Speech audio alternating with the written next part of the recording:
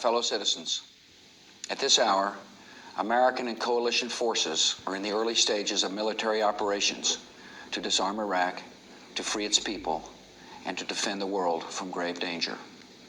On my orders, coalition forces have begun striking selected targets of military importance to undermine Saddam Hussein's ability to wage war.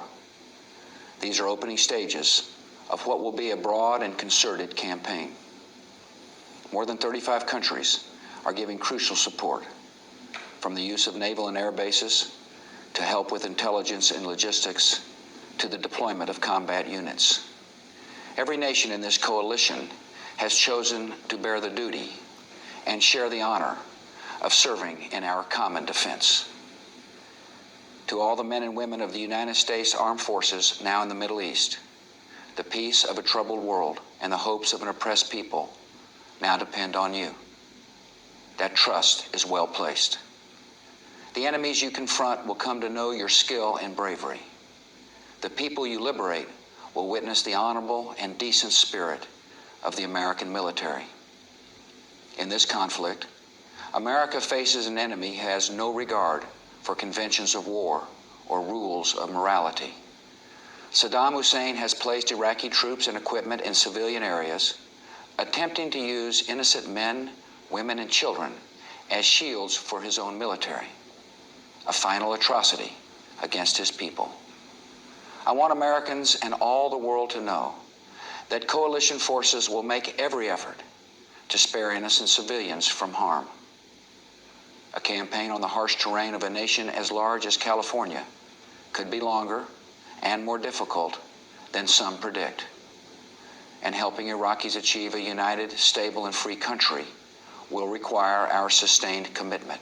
Came by the thousands, filling block after block around the United Nations to make a single dramatic statement against going to war. The anti-war protests were on a scale not seen since the Vietnam War.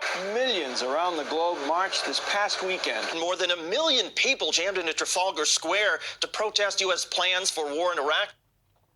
Shot by an infantryman was from inside a Bradley fighting vehicle in Kuwait, just across the border from Iraq, moments after President George W. Bush ordered an invasion. How do you feel about the situation at hand? I'm ready to go. Let's go. Let's get this stuff done, over with. Yeah. Man, I feel real good, no man. talk about it, man. You know, the boys will start running. As you see, field artillery has gone wild also. They're going wild on Iraqis. Artillery launched within minutes. As soon as he gave the order, they were firing. We were firing. Johnny Grimes was 22, a comms specialist assigned to roll in a Bradley, as was his buddy, Brandon Watts. Atlanta, Georgia. Cool. ATL. ATL. ATL. Stuck in a Bradley. So here it is, tin can, waiting for the ramp to drop. When the ramp of a Bradley drops, troops emerge in what they call battle rattle. We are in Iraq. This is Iraq right here. We're in this little position right here. Enemies all around us somewhere.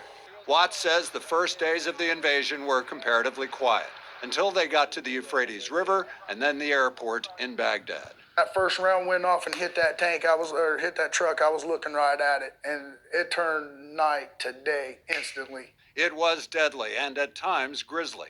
The convoy had stopped and the war got frightening. That one was close and personal. The airport, you're all within 50 yards. I know, it's a different animal. Watts and Grimes were on hand when a large statue of Saddam Hussein toppled. At that early moment, it seemed, prematurely, that the invasion had succeeded.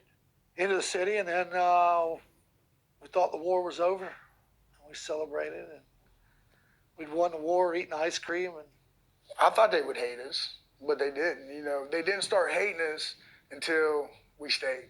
The U.S. stayed for more than 8 years. After Iraqi insurgents started using roadside bombs, Watts and Grimes say the war became much more dangerous. Watts says the war had a measure of success when Allied forces captured Iraq's dictator, Saddam Hussein, on December 13th, 2003. And I believe that Saddam had to go, and then the Iraqis should build whatever they want. But he had to go, and he went.